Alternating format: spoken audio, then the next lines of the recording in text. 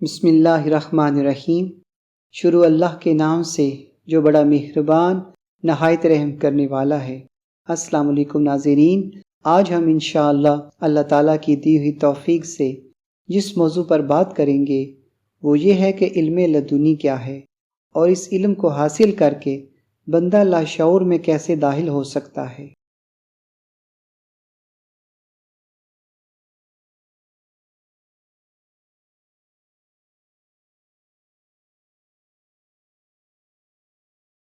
علم لدنی کیا ہے؟ علماء باطن کے نزدیک مراقبہ لاشعور سے رابطے کا ذریعہ، لاشعور سے رہنمائی حاصل کر کے باطن کا کھلنا۔ قرآن حکیم میں 3 علوم کا تذکرہ: علم حضوری، علم حصولی، علم لدنی۔ علم لدنی کو حاصل کرنے کی اولین شرط علم لدنی۔ علم لدنی اللہ کے نور کی ایک خاص علم کی روشنی ہے، ایسی روشنی جس کا براہ راست اللہ کے نور سے رابطہ ہے۔ علم لدنی ایسے لوگوں کے سینوں میں نازل ہوتا ہے جن کے قلب اور نظر میں پاکیزگی ہوتی ہے، جو کسی کے بارے میں بھی بغض، کینہ اور حسد نہیں رکھتے، جو کسی کا بھی برا نہیں سوچتے۔ ان کی نظر میں سب برابر ہوتے ہیں، ان کی سوچ، ان کے جذبات لامحدود ہوتے ہیں۔ قرآن حکیم لاشعور سے رہنمائی کا جو طریقہ تعلیم کرتا ہے وہ سورۃ الاسراء کی آخری 2 آیات کے الفاظ میں کچھ یوں ہے: فَإِذَا فَرَغْتَ فَانْصَبْ وَإِلَىٰ رَبِّكَ فَارْغَب۔ بس جب آپ فارغ ہوں تو عبادت میں محنت کیجیے اور اپنے رب کی طرف خوب رغبت کیجیے۔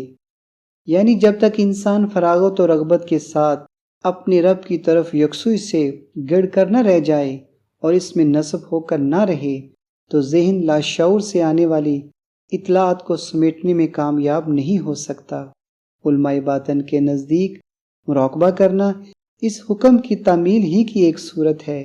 مراقبہ کرنا دراصل یکسوئی کے ساتھ اپنے لاشعور سے رابطے کی کوشش کا نام ہے۔ قرآن پاک میں شعوری سطح پر جتنا بھی غور کیا جائے وہ کم ہے۔ اگر لاشعور سے رہنمائی حاصل کرنے کو کسی آیت یا لفظ قرآنی پر غور کرتے کرتے آنکھیں بند کر کے ذہن کو ڈھیلا چھوڑ دیا جائے، ذہن میں آنے والے خیالات سے گریز بھی نہ کیا جائے اور نہ ان پر توجہ دی جائے تو ذہن بے خیالی کی ایسی کیفیت میں داخل ہو جاتا ہے کہ وہ محدودیت سے نکل کر لاشعور سے آنے والی اطلاعات کا اہل ہو جاتا ہے۔ جب ذہن یکسو ہو کر کسی ایک نقطے پر ٹھہر جاتا ہے تو اس نقطے کا باطن کھلتا چلا جاتا ہے۔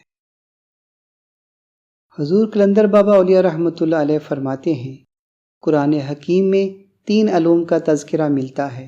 نمبر 1 علم حضوری، نمبر 2 علم حصولی، نمبر 3 علم لدنی۔ علم حضوری، علم حضوری وہ علم ہے جو اللہ کا علم ہے اور اللہ اپنے علم میں سے جس کو چاہے، جس قدر اور جیسے چاہے نواز سکتا ہے۔ اس علم کی تمام اجزاء حقیقت متعلقہ پر مشتمل ہوتے ہیں۔ علم حصولی، علم حصولی سے مراد ظاہری علوم، مادی علوم۔ علم حصولی کے دائرے میں نظر کا جتنا کام ہے وہ مفروضہ اور فکشن ہے۔ مفروضہ اور فکشن سے مراد یہ کہ اس چیز میں رد و بدل اور تغیر واقع ہوتا رہتا ہے۔ علم حصولی تمام طبعی علوم کا مجموعہ ہے۔ اس علم کے خد و حال زیادہ تر قیاسات اور مفروضات پر مشتمل ہوتے ہیں۔ علم لدنی، علم لدنی علم حضوری اور علم حصولی کی حدیں قائم کرتا ہے، دونوں کو ایک دوسرے سے متعارف بھی کرواتا ہے۔ یہ علم ان حقائق پر مبنی ہے جو علم حصولی کی گہرائیوں میں تلاش کیے جا سکتے ہیں۔ اس علم کی خد و خال آیات الہی سے بنتے ہیں۔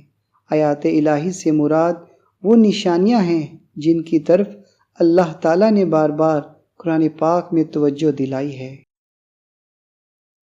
جب یہ علم انبیاء کو حاصل ہوتا ہے تو علم نبوت کہلاتا ہے، اور جب یہ علم اولیاء اللہ کو حاصل ہوتا ہے تو علم لدنی کے نام سے تعبیر کیا جاتا ہے۔ قرآن پاک پر غور و فکر کا ایک انداز یہ بھی ہو سکتا ہے کہ اس کی رہنمائی میں انسان اللہ کی نشانیوں پر اس طرح سے تفکر کرے کہ اللہ تعالیٰ اس کو علم لدنی سے نواز دے۔ علم لدنی کو حاصل کرنے کی اولین شرط۔